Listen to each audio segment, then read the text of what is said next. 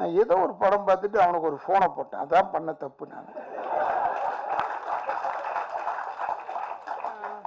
அந்த அவங்க கும்பிடும் போது பயங்கரமாக திட்டுவேன். எம்ஜிஆர்லேருந்து எல்லாம் சிவாஜி, பத்மினிமா, சாவித்திரிமா எல்லாரும் ஃபோட்டோ இருக்குது. எல்லாரையும் ஒரு திட்டுவேன். ஜெமினி சார் எல்லாரையுமே திட்டுவேன். எங்கள் அண்ணன், எங்கள் அப்பா எல்லாரும் ஃபோட்டோ இருக்குது. சமட்டு மணிக்கு திட்டுவேன். ஏன்னா இப்போ இந்த ஜெயில் பட நாயகி பூர்ணா நதி இதுனம்மா அபர்ணதி அஞ்சனா கீர்த்தி இல்லைடா, இதுதான்டா அப்புறம் நதி.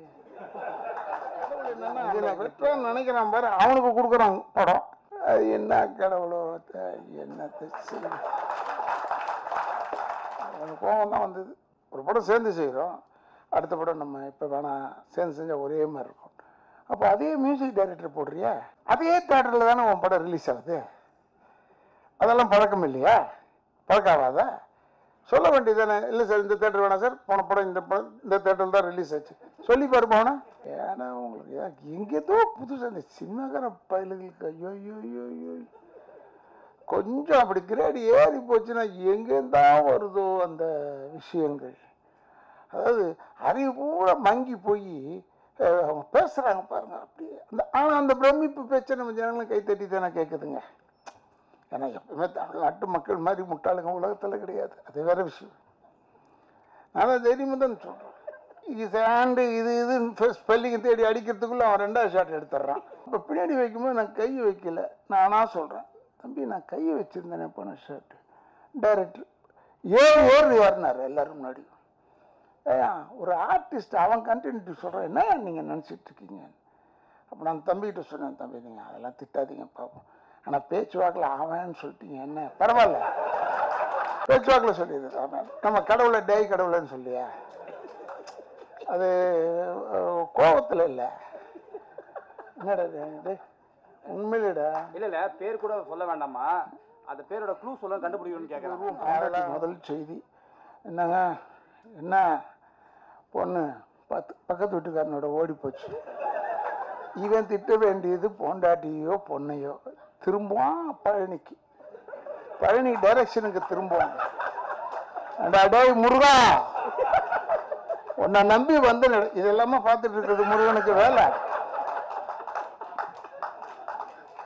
இந்த முருகனையே டேன்னு சொல்றாங்கன்னு நம்மளை சொன்னா என்ன அது தப்பு இல்லை, இருந்தாலும் சொல்றேன், ஒரு பேச்சுக்கு சொல்றேன்.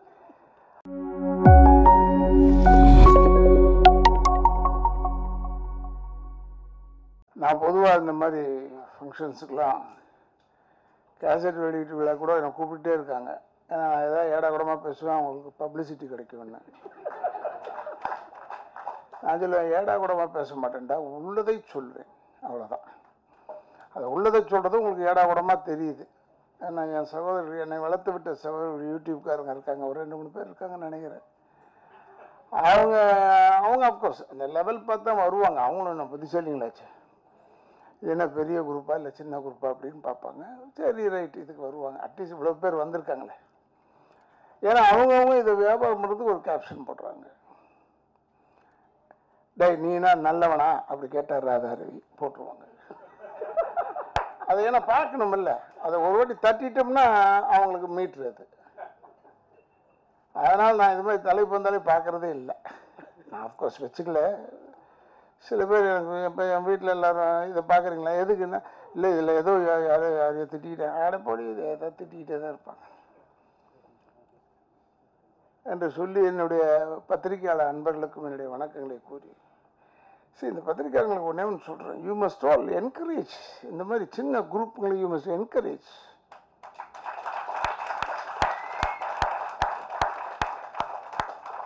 இவங்க எல்லாருமே ஒருவேளை திடீர்னு எப்பயாவது ஒரு புரட்சி தலைவரோ ஒரு நடிகர் திலகமோ ஒரு காதல் மன்னன் ஆயிட்டா என்ன செய்வீங்க?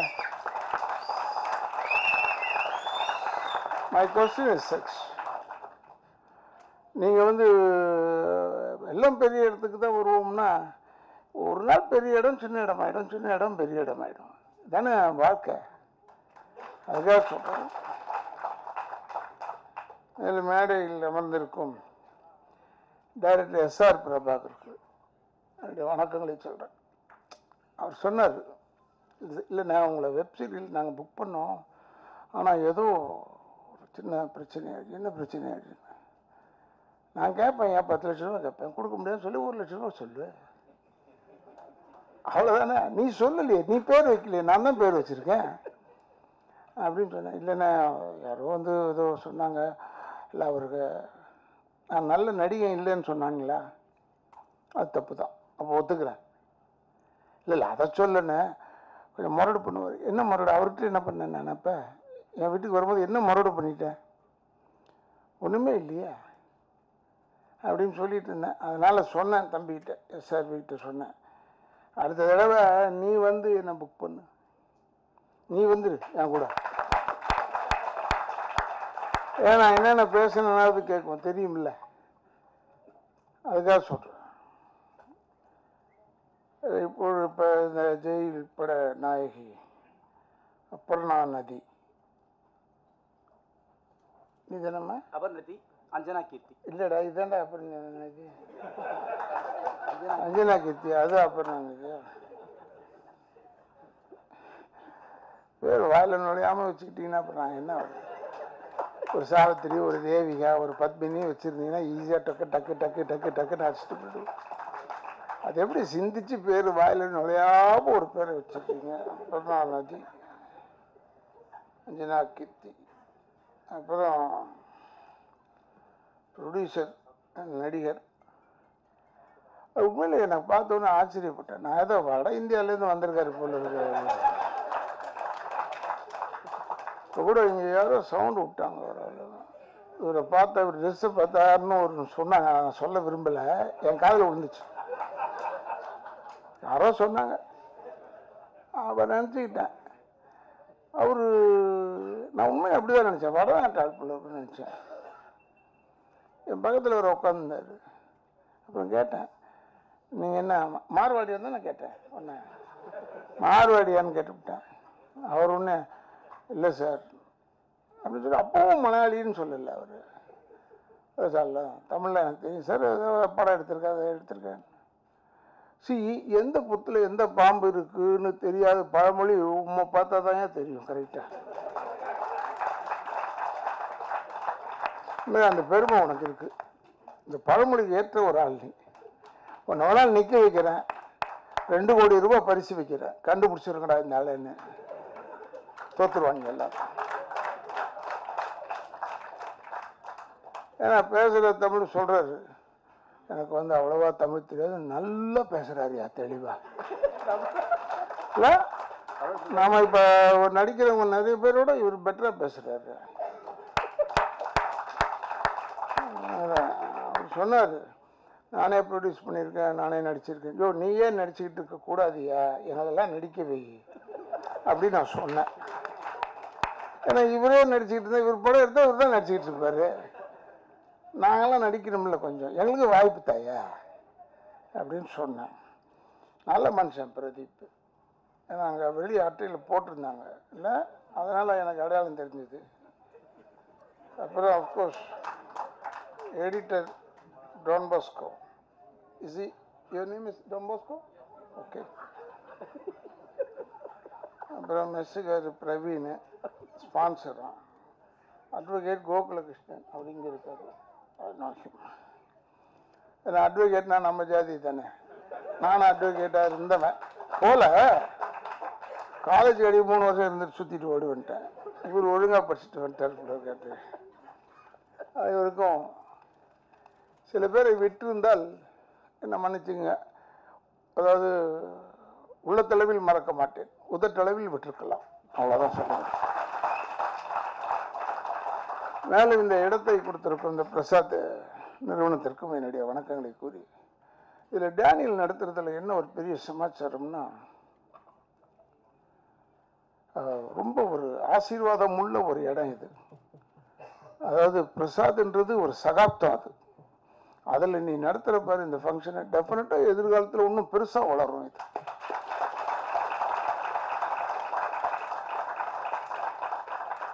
இதை சொல்கிறதுனால என் கேசட் வெளியிட்டு விழா ஏதாவது வச்சா எனக்கு கன்செஷனாக தர போகிறாங்க, அது அல்ல,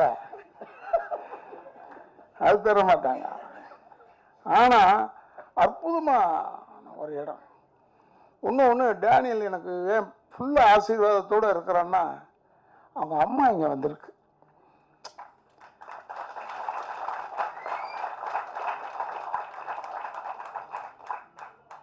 நான் உண்மையிலே ரொம்ப நெகிழ்ந்துட்டேன் இந்த தாயார் வந்திருக்காங்கன்னு ஒன்று. ஏன்னா நான் என்னுடைய ஃபங்க்ஷன்ஸு எதாக இருந்தாலும் என் நாடகம் அதெல்லாம் இருந்தால் எங்கள் அம்மாவை கூப்பிட்டு போய் உட்கார வச்சுருவேன். ஏன்னா எங்கள் அம்மா பார்க்கணும், பிள்ளை எப்படி நடிக்கிறான்னு தெரியும், ஒரு சந்தோஷம் இருக்கும் அவங்களுக்கு. ஆனால் என்னென்ன வீட்டில் அதை திட்டும் எங்கள் அம்மா, டே ஏன்டா இவனை திட்டிகிட்டு இருக்கிற, நீ சும்மா இருறான்னு. இல்லைம்மா அவன் நாடக தீரியாக தானே நிறையா திட்டணும், அதில் இவன் மாட்டிக்கிட்டானா என்ன செய்யுது. பேப்பரை விரிக்கிற சீனு ரத்த கண்ணீரில் எங்கள் அப்பா அது சீன், அது பேப்பர் நியூஸ் சீனே வச்சுருக்காங்க. அதில் 2 பேரை திட்டாதான் நல்லா இருக்குது. ஏன்னா எதுக்கு சொல்கிறேன்னா திட்டுறதுக்காக இல்லை, தப்பு அவங்க பண்ணுறாங்க, அதை நம்ம எடுத்து சொல்கிறோம். அதனால் இந்த ஒரு நிகழ்ச்சி இவர் பண்ணுறது எனக்கு இன்னைக்கு வரைக்கும் நான் கிட்டத்தட்ட 49 வருஷம் சர்வீஸு சினிமாவில், கிட்டத்தட்ட 400 படம் நடிச்சிருக்கேன். பட் எனக்கு இன்னைக்கு வரைக்கும் டேனியல் பண்ணுற இந்த ஃபங்க்ஷன் எனக்கு ஏறல மண்டையில். அவர் முதல்ல ஒரு ஸ்கூலில் கூப்பிட்டு போனார், அங்கே தான் ஆரம்பித்து வச்சார். ஸ்டூடெண்ட்ஸ் வந்தாங்க. இப்போ நான் கேட்டேன், ஏண்டா இது எடுக்கிறியே, இது என்ன இது? இப்போ கூட ஒரு பேசும்போது சொன்னார், என் அம்மா கூட ஒன்றுமே லாபம் இல்லாமல் எதுக்கா செய்யணும், 10 பைசா பிரயோஜனம் இல்லைன்னு. நியாயமான விஷயம் பாருங்கள். அம்மாவுடைய லெவல் இன்னும் அந்த 10 பைசாவிலேயே தான் இருக்குது.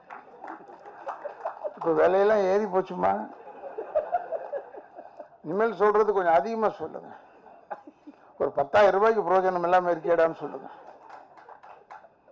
ஆனால் அது ரொம்ப நியாயமான விஷயம் தான். ஏன்னா எதுக்கு இவன் ஆரம்பித்தான் முதல்ல நான் நினச்சேன். ஆனால் அவனுக்கு திறமை இருக்குது.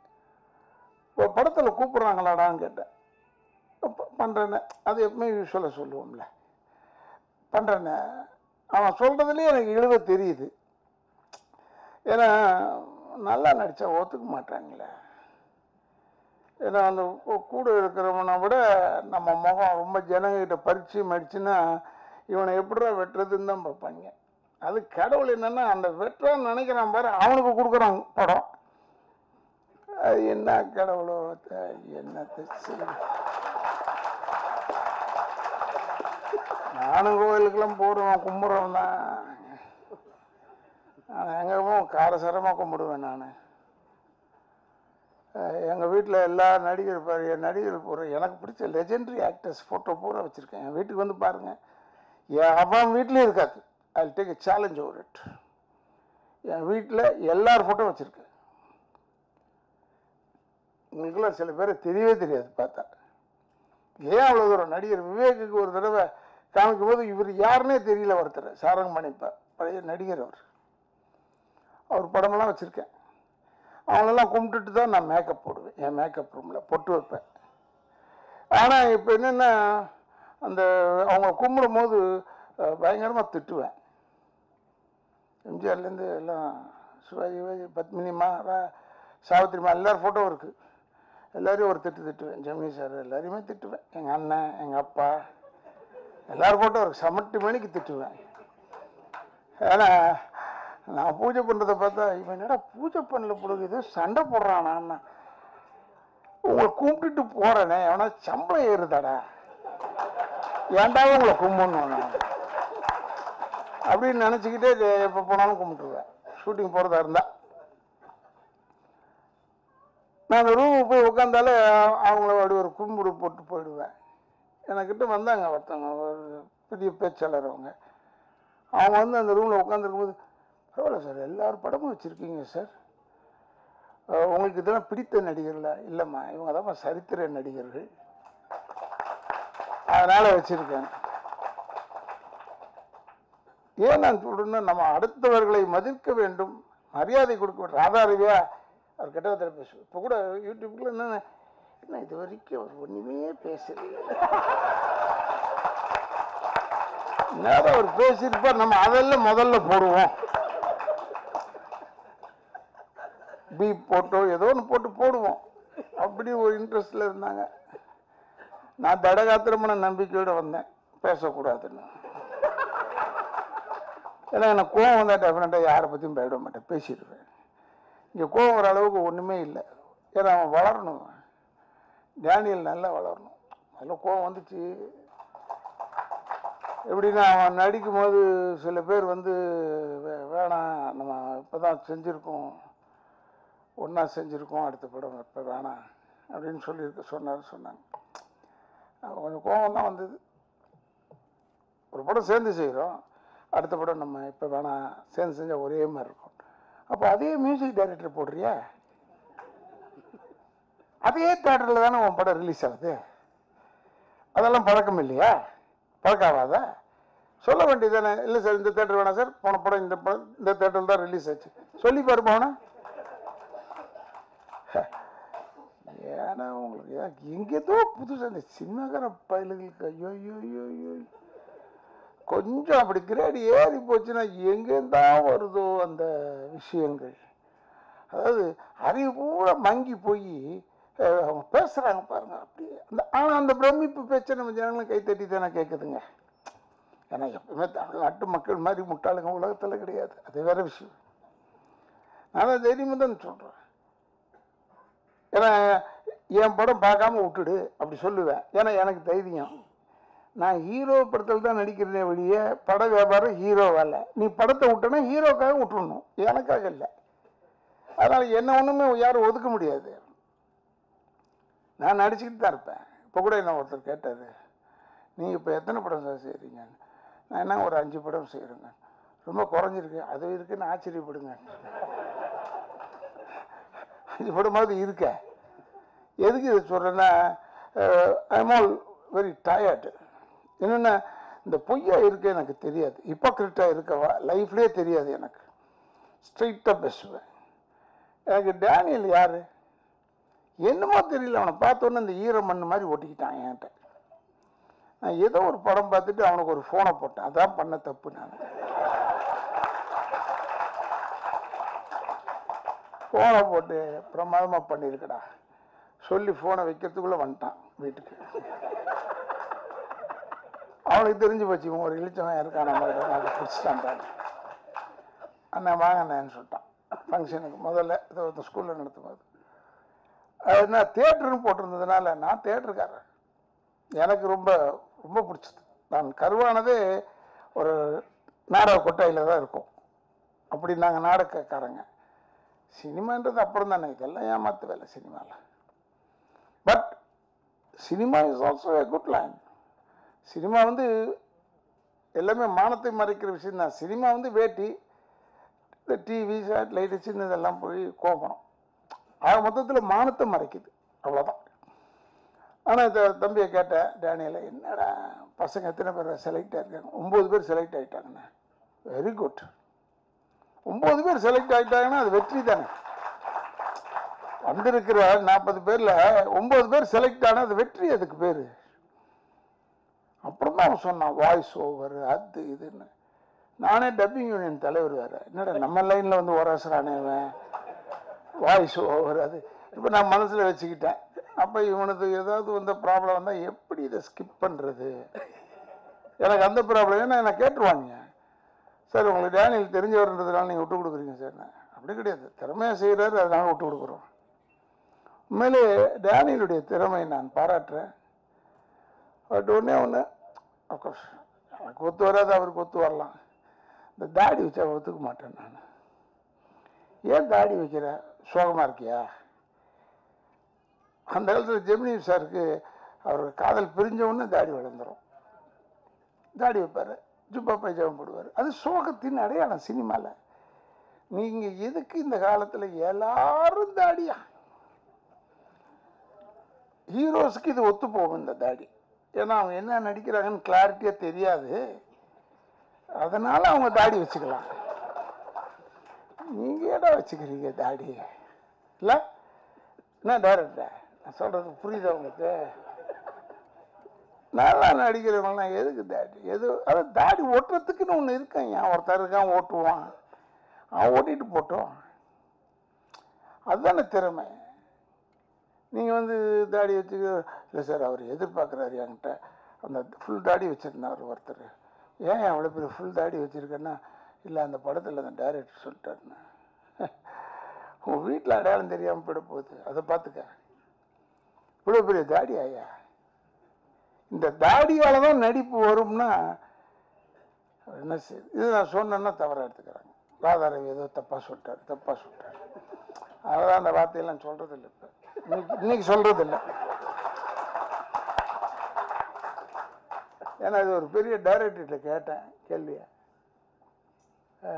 யார் அவர், இந்த ஃப்ரெண்ட்ஸ் படம்லாம் எடுத்தார் டைரக்டர் ஃபாசில் இல்லைங்க,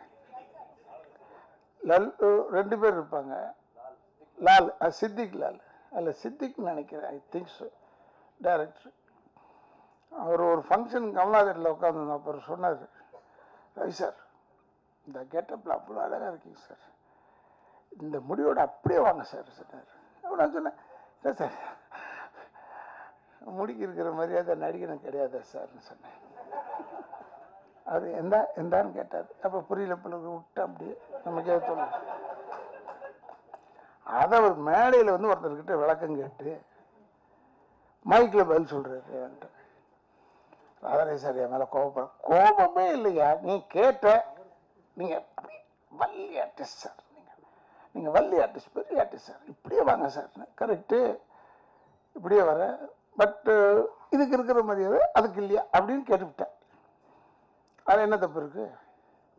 இப்போ முந்தின நாளோ நடிக்கும்போது ஒரு அரசின்னு நடிக்கிறேன், அதோட முடிஞ்சிடும் படம். அவன் நடிச்சிட்டு இருக்கும்போது, சார் அப்படியே நீங்கள் உங்கள் சொந்த வாட்ச், உங்கள் சொந்த செருப்பு போட்டு வந்துடுங்க சார் இந்த ஷாட்டுக்கு மட்டும். அப்போ நான் சொன்னேன், என் ஒய்ஃப் எனக்கு என் சொந்த ஒய்ஃபை கூப்பிட்டு வந்துட்டா. அது கேட்டதான் தாமதம். அவன் கேமராமேனை பார்க்குறான், கேமராமேன் அவங்க பார்க்குறாங்க. அறிவிட்டு சொந்த வாட்சி, சொந்த பிஸ்னஸ் தான் சொல்லாதீங்க, போட்டு வருவாங்கல்ல, உங்களுக்கு கொடுக்க வக்கு இல்லையா சொல்லுங்க, போட்டு வரும். வாய்த்தோடு சொல்லணும், எனக்கு வக்கு கிடையாது சார் ஷூ வாங்குறதுக்கு, எனக்கு வக்கு கிடையாது சார் வாட்சுக்கு வாங்குறதுக்குன்னு சொல்லணும். ஏன் நான் சொல்றேன்னா, இதெல்லாம் யார் கவனிக்கிறாங்கன்னே தெரியல. பெரிய டைரக்டர், பேர் சொல்லக்கூடாது, பட் எனக்கு அப்பவே தெரியும் அவர் காணப்படுவார்னு. அவர் என்ன செஞ்சிட்டாருன்னா, செருப்பு ஷூ வந்து என் வீட்டுக்கு வந்தார். என் வீட்டில் ஒரு ஷூ வச்சுருந்தேன், அந்த ஷூவை போட்டான் அவன். ஆனால் இந்த மாதிரி ஷூ வாங்கணும்னா நான் எவ்வளோ கஷ்டப்பட்டு வாங்கினேன்னு தெரியாது அவனுக்கு. நான் வந்து என் கால அளவை எங்கள் அக்காவுக்கு அமெரிக்காவுக்கு அனுப்பிச்சி, அவனுங்க போய் கடையில் தேடி ஒன்று பிடிச்சி கொண்டு அனுப்பிச்சிட்டான். அது இது வேணுமா, இது நல்லா இருக்கான்னு 4 வாட்டி ஃபோட்டோ அனுப்பிச்சு அப்புறமா வாங்கியிருக்கேன். இவர் நோகாமல் கேட்குறாரு, இப்போ இந்த மாதிரி ஒரு ஷூ ஒன்று வாங்கணும், கேட்டு பாரு. இன்னும் என் காஸ்டியூமரை கூப்பிட்டோம். என் காஸ்டியூமர் மதுரைக்காரன், அவன் வந்து ஒரு 15 நிமிஷம் மரியாதை கொடுப்பான், அவ்வளோதான் அவன் லிமிட்டு. 15 மினிட்ஸ் தான் சார் சார் சார், அடுத்தது ஆரம்பிச்சிருக்கோம். மதுரைக்காரன் அவ்வளோதான்.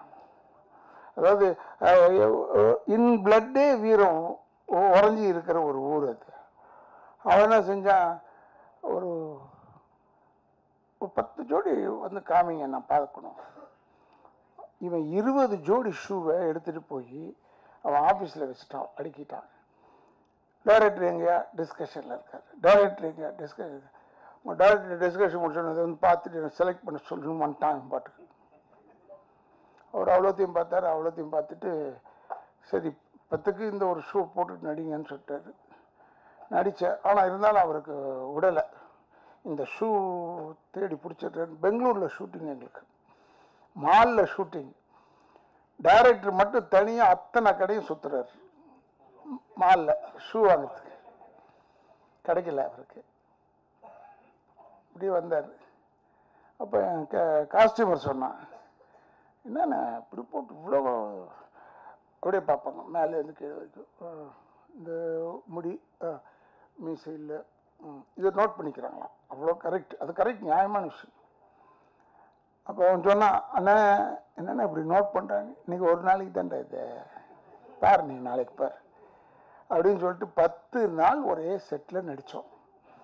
ஒரு நாள் என் பையன், என் காஸ்டியூமர் அழுகுறான், என்னடான்கிட்ட, ஷூ மறந்துட்டு வந்துட்டேன், இந்த கண்டினியூட்டி ஷூவை.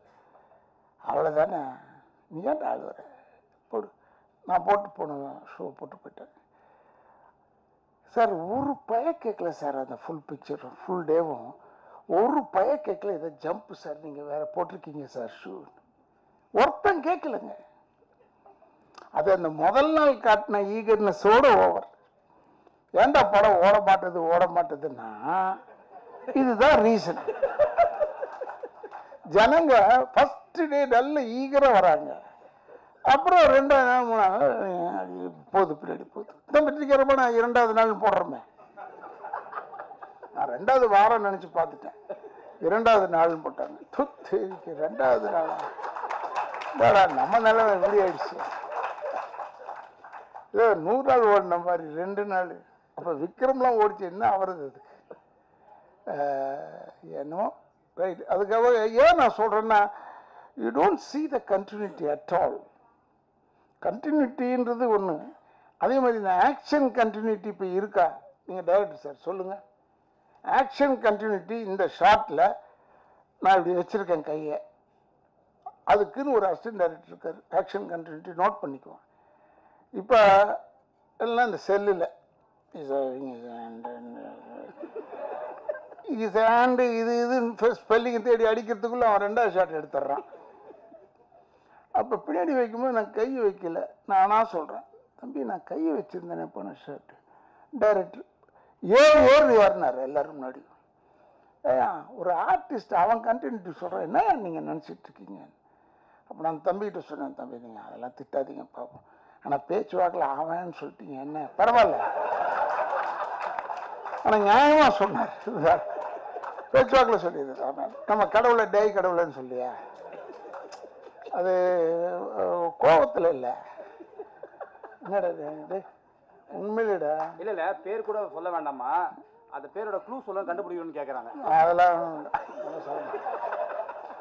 எப்படின்னா, நம்ம வேண்டிக்கிட்டு நம்ம பொண்ணு நல்லா படித்து பெரிய ஆளா டாக்டர் ஆகணும் அப்படின்னு வேண்டிக்கிட்டு காவியை இதை தூக்கிக்கிட்டு இவருக்கு மேலே போயிடுவோம், முருகனுக்கு காவடி தூக்கிட்டு போயிட்டு கந்தனுக்கு அருவகரை முருகனுக்கு அருவகரை எல்லாம் சொல்லிட்டு முடிச்சுட்டு திருப்பி வீட்டுக்கு வருவோம். பொண்டாட்டி முதல் செய்தி என்னங்க, என்ன பொண்ணு பக்கத்து வீட்டுக்காரனோட ஓடி போச்சு. இவன் திட்ட வேண்டியது பொண்டாட்டியோ பொண்ணையோ. திரும்புவான் பழனி டைரக்ஷனுக்கு திரும்புவான். டேய் முருகா, உன்னை நம்பி வந்து இதெல்லாம பார்த்துட்டு இருக்கிறது முருகனுக்கு வேலை.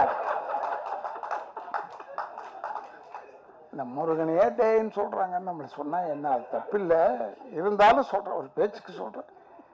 அதனால் நீங்கள் எல்லாருமே தயவுசெய்து சொல்கிறேன், நம்ம சிரிக்க பேச வேண்டும், ஆனால் சிந்திக்கவும் பேச வேண்டும். இந்த ஃபங்க்ஷன் பண்ணுறான்னா இவன் வந்து ரொம்ப சிரமத்தில் பண்ணுறான்னு சொல்கிறாங்க. எல்லாருக்குமே சிரமம் இருக்குது, அந்த சிரமத்துலேயும் சிரிச்சுக்கிட்டே இருக்கான் பாருங்க, அதுதான் அவனுக்கு ரிலீஃபே.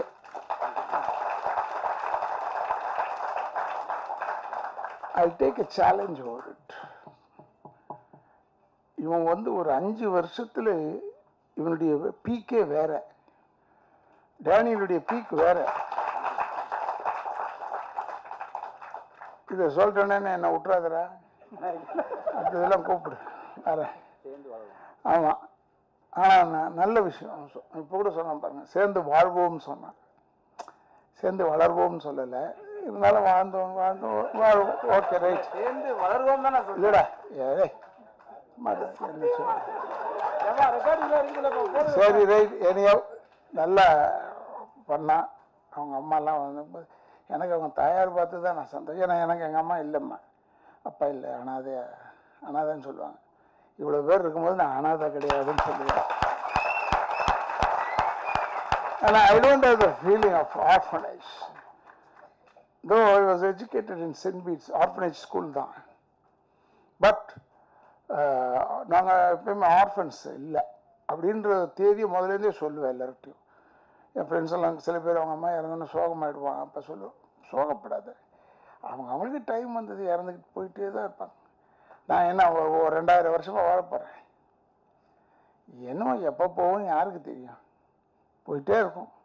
இப்போ பேசிட்டு போனாருங்க ராதாரவி, நல்ல மனுஷன், எப்ப செத்த உடனே சொல்லுவாங்க, உயிரோட இருந்த அவன் ஒரு வில்லன் நடிகன், அவன் வந்தான் பாரு, அப்படிதான் திட்டுவாங்க. இறந்துட்டோன்னு வச்சுக்கோ, நல்ல மனுஷன். செத்த உடனே அது எப்படித்தான் வருதோ, நல்ல மனுஷன். அப்புறம் பாடியை பார்த்துட்டு, டெட் பாடியை பார்த்துட்டு சொல்றாங்க, அப்படியே உயிரோடு இருக்கிற மாதிரியே இருக்கு. நான் சொல்லுவேன், உயிரோட இருந்தால் தாவாங்கட்டில் துணியும் வாயில் வெத்தலையுமா வச்சிருப்பாங்க, அவன் உயிரோட இருந்தால் வைக்க முடியுமா? பொய்யுங்க எல்லாம். இப்படி பொய்யிலேயே வாழ்றோம் நம்ம. ஏங்க உண்மையை சொல்லி வாழியா, ஏன் பொய்யை சொல்லி வாழ்றீங்க? உயிரோட இருக்கிற மாதிரி சான்ஸ் கிடையாதுயா. செத்து போனவன் தான். உயிரோட இருக்கிறவங்க கரெக்ட். அப்புறம் அதே மாதிரி தான், இந்த தலையை இந்த பக்கம் வைங்க, அந்த பக்கம், ஏன்டா செத்து போயிட்டான், தலையை எந்த பக்கம் வச்சா என்னடா? அதில் வேற இந்த போஸ்ட்மார்ட்டம் பண்ணிட்டான்னா மொத்தமாக பண்டில் கட்டி விட்டுருவான், தலை மட்டும் முகம் மட்டும்தான் தெரியும். ஐயோ என்ன. அதனால் நான் முதல்லலாம் நான் வந்து கொஞ்சம் ஒரு வெட்டி அந்த என்னையும் பேர் சொல்லக்கூடாது, சொன்னால் அது வேற ஒரு ரெக்கார்ட் ஆகிடும். அவர் சொன்னார், என்ன ராதாரவி வந்து எல்லா சாவுக்கு வருவாருங்க, எல்லா கல்யாணத்துக்கும் வருவாருங்க அப்படின்னு. அவர் சாவுக்கு வருவார், ஏன்னா அவர் வெட்டியான்னு சொல்லிட்டார். இன்னொரு நடிகர் வந்து வெட்டியான்னு சொல்லாதீங்க, வெட்டியானுக்கு யூனியன் இருக்குது, தகராறு ஆகிடும்னு சொன்னாங்க. அப்போ தான் பயந்துட்டாங்க, ஓஹோ அதுக்கு யூனியன் இருக்கான்னு. நான் என்ன சொல்கிறேன், எந்த தொழிலுமே தரக்குறைவாக பேசாது. வெட்டியா மட்டும் இப்போ ஹாலிவுட்டில் ஸ்ட்ரைக் பண்ணுறாங்க நடிகர்கள், அது மாதிரி வெட்டியாங்க மட்டும் ஸ்ட்ரைக் பண்ணான்னு வச்சுக்கோங்க, நாரி போயிடும் நம்ம பொழப்பு, ஒர்த்தம் கிடையாது நமக்கு. அதனால சொல்கிறேன், எப்பயுமே தே ஆர் த பீப்புள். நம்மளுக்கு எல்லாம் ஆனர் பண்ணி கரெக்ட் பண்ணி பண்ணுறதுல வெட்டியானுக்கு பெரிய எண்டு ஸ்டேஜில் வெட்டியானுக்கு தேவையாச்சே. தாய் தந்தையரை விட்டுட்டு தான் அதுக்கப்புறமா வளர்ப்பு டீச்சர் எல்லோரும் இருக்காங்க, வளர்த்தாங்க கொண்டாங்க, அப்புறமா நம்மளை தட்டி கொடுத்தவர் வளர்த்து விட்டவர் எல்லோரும் இருக்காங்க. கடைசியில் போகும்போது இந்த வெட்டியா இல்லைன்னா முடிஞ்சு போச்சுக்காரு. அதனால் ரெஸ்பெக்ட் எவ்ரிபடி, யாராக இருந்தாலும் மரியாதை கொடுங்க. ஈவன் த யூடியூபர்ஸ் வந்து கம் அண்ட் ஆஸ்க் மீ, நான் சொல்லுவேன், நான் முடிஞ்சால் ஃப்ரீயாக இருந்தால் உனக்கு இன்டர்வியூ கொடுக்குறேன்.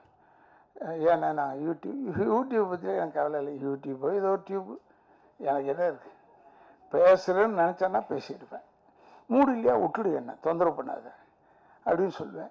அதனால் ஐ ரெஸ்பெக்ட் எவ்ரிபடி. ஏன்னா எங்கள் வீட்டில் என்ன பழக்கம்னா, வேலை செய்கிறவங்க கூட அண்ணன் தான் கூப்பிட்டாகணும். நம்மளோட வயசில் மூத்தவரா சின்னவரான்ல அண்ணன் தான் கூப்பிடணும்.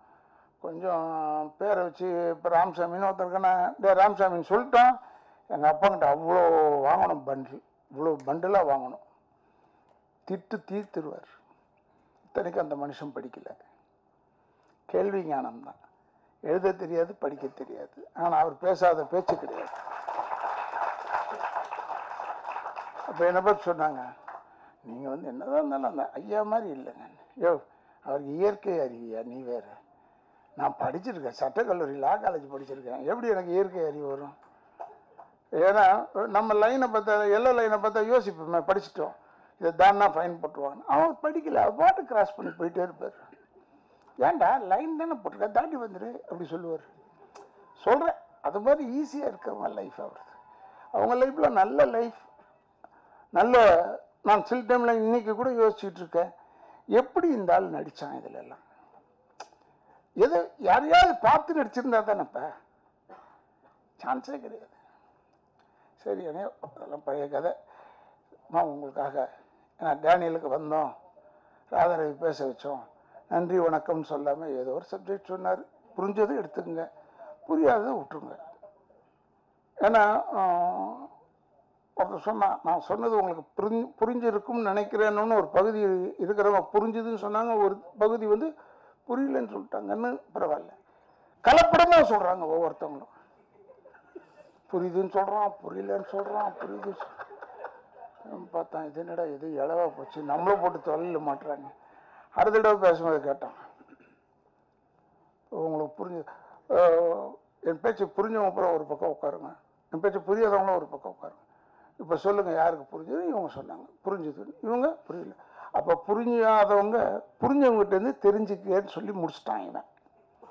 அப்போ அவன் எவ்வளோ பெரிய புத்திசாலி பாரு. ஏன்னா அவனுக்கு வேலைக்கு ஆகாதுன்னு தெரிஞ்சு போச்சு. இது வேணும்னே சொல்கிறாங்க, புரியல புரியல அப்படின்னு. இதெல்லாம் எதுக்கு உங்களுக்கு சொல்கிறேன்னா, தயவுசெய்து புரிந்ததை மட்டும் எடுத்துக்கொள்ளுங்கள். புரியாததை வச்சு அசைப்படாதீங்க. Waste of time. வந்தார் ராதாரவி இல்லை டேனியல் ஆரம்பித்தான், நல்லா இருக்குது. அது எப்படி இம்ப்ரூவ் ஆகணும், ஐடியாஸ் கொடுங்க, அவன்கிட்ட பேசுங்க. இல்லை வந்திருக்கிற ஃப்ரெண்ட்ஸை கூட சொல்கிறேன், you can go and give ideas to him. இப்போ நான் டெஃபினட்டாக எப்படி இருந்தாலும் ஒரு 2-3 நாளுக்குள்ளே இவனை கூப்பிடுவேன். கூப்பிட்டு என்னடா பண்ணிகிட்டு இருக்க அப்படி தான் கேட்பேன். இதெல்லாம் பண்ணு. ஏன்னா மறுபடியும் பண்ணி ஆகணும் இல்லையாம்மா.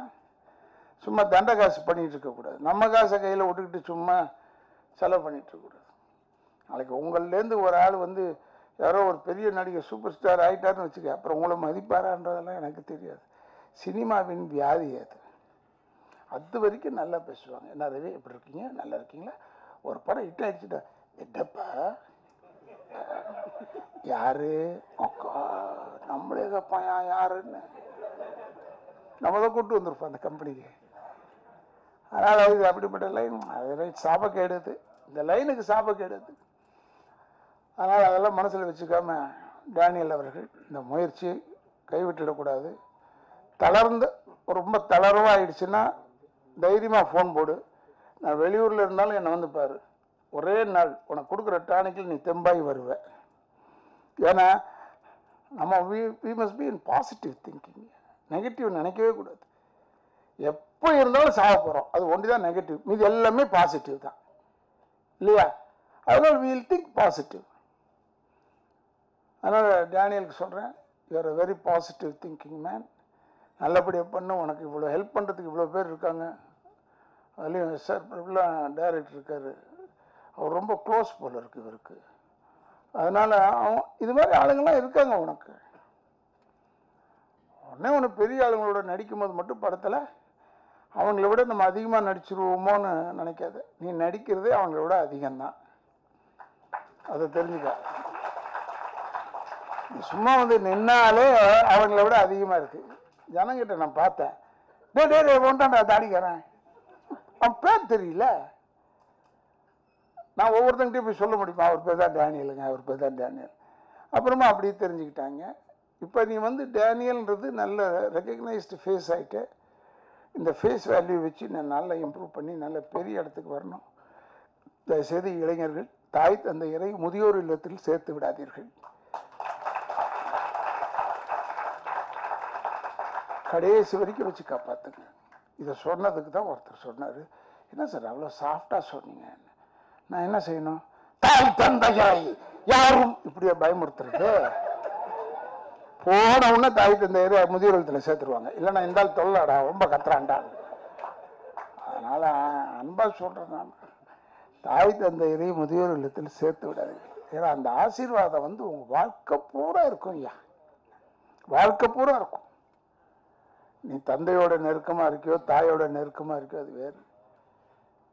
எதுக்கு சொல்கிறேன்னா, ஒரு சின்ன ஒரு விஷயம் மட்டும் சொல்லி விட்டுறேன், போதும், எனக்கும் திருப்தியாக இருக்குது வந்ததுக்கு, அதுக்காக சொல்கிறேன். ஒரு அம்மாக்காரி கல்யாணம் ஆகி, பையனுக்கு கல்யாணம் ஆகி ஃபஸ்ட்டு நைட்டு இந்த மாதிரி வெளியே படுத்திருக்கு. திடீர்னு நடுராத்திரியில் வந்தான் என் மாமங்காரன். ஏம்மா ஏன்னம்மா என்னடாச்சு? இல்லைம்மா, என் பொண்டாட்டி ஒன்று முதியோர் இல்லத்தில் சேர்த்துற சொல்கிறாம்மா. அப்படியாடா கண்ணு? இல்லை கண்ணு, இப்போ தாடா கல்யாணம் ஆச்சு உனக்கு, சும்மா பூச்சோ ஏதாவது ஒன்று வச்சா பார்த்துட்டு நான் சந்தோஷமாக போய் சேர்ந்துருவோண்டா. சரிம்மா. அதுக்காக இவன் கொஞ்சம் ஸ்பீடு கொடுத்துட்டு ஒரு ஆண் மகனை பெற்றான். ஆண் மகனை பெற்ற உடனே, அம்மா ஆம்பளை பிள்ளைம்மா இப்போ போய் சேர்ந்துடுறியா?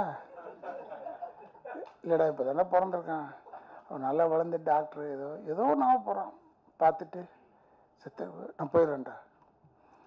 படிக்க வச்சா அவன் இன்ஜினியர் ஆகிட்டான். அம்மா இன்ஜினியர் ஆகிட்டாமா, பட்டம் வாங்கிட்டான். இப்போ எப்போ புறப்படுற? 21 வருஷம் ஆயிடுச்சு. அம்மா கறி சொன்னா, அந்த ஃபஸ்ட்டு பேரனுக்கு கல்யாணம் பண்ணி வை, பார்த்துட்டு போயிடுறேன்டா. ஃபஸ்ட்டு பேரனுக்கு கல்யாணம் பண்ணி வச்சாங்க. கல்யாணம் பண்ணி வச்சுட்டு தூங்கிட்டு இருக்கா இவ, இந்த அம்மா காலை வந்து சுரண்டா. யாரு? மருமவ. என்னடின்னு கேட்டான். இப்போ புதுசாக வந்த என் மருமவ இதை முதியோர் இல்லத்தில் சேர்க்கணும்னு சொல்கிறேன். அப்படியே கையை பிடிச்சிக்கிட்டா. இந்த நாளைக்கு அதாண்டி காத்துக்கிட்டு இருந்தேன். இது ஏன்னா இது ஒரு சைக்கிள், இது சைக்கிள். அதுக்காக சொல்கிறேன், ப்ளீஸ் சுதந்திரமாக வளர்க்க விடுங்க குழந்தைங்கள. பட் ரெஸ்ட்ரிக்ஷனோட சுதந்திரமாக வளர்க்க விடுங்க. ரொம்ப ரெஸ்ட்ரிக்ஷன் கொடுக்காதீங்க. அவங்ககிட்ட செல் இருக்குது, பார்த்துக்கிட்டு இருப்பாங்க. அவங்ககிட்ட டேப் இருக்குது, பார்த்துக்கிட்டு. No, give them time. இந்த டைமில் தான் பார்க்கணும். ஆஃப் வை. கொஞ்சம் ஸ்ட்ரிஞ்சண்ட்டாக இருந்தால் தான் எதிர்காலத்தில் கொஞ்சம் நல்லா இருக்கும்னு சொல்லி எனக்கு இப்படி ஒரு வாய்ப்பு கொடுத்ததற்கு, என்னை அழைத்ததற்கு டேனியலுக்கும் அவங்க குடும்பத்தாருக்கும் நன்றியை சொல்லி, இவ்வளோ நேரம் கேட்டுக்கிட்டு இருந்த நண்பர்களுக்கு தனிப்பட்ட முறையில் என்னுடைய வணக்கம், யூடியூபர்ஸ்க்கு என்னுடைய நன்றியை சொல்லி, எல்லாருடைய சார்பாகவும் தமிழ் இனத்தின் சார்பாகவும் என்னுடைய